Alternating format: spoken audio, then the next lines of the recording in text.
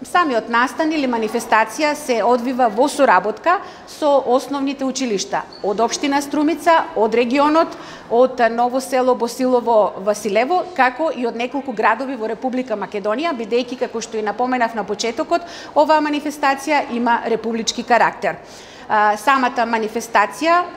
во неја земаат поточно учество, зедоа оваа година 22 основни училишта, а на ликовната изложба која што ја отворивме, пристигнаа 250 цртежи изработени од вредните раце на учениците, а денеска, во моментов додека трае овај настан или оваа манифестација,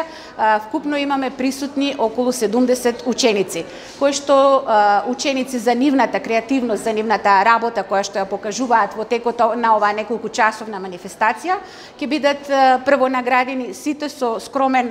подарок за учество, а потоа ќе бидат наградувани во 3 категории. Имаме околу 15 награди за ликовната изложба, имаме 10 награди за цртањето на хамер, како и 5 награди за аранжирање на цвеќе. За тоа како се доделуваат наградите, особено сакам да нагласам дека не одлучуваме ние, вработените во Домот за деца и млади Благој Мучето, кои што сме организатори на оваа манифестација,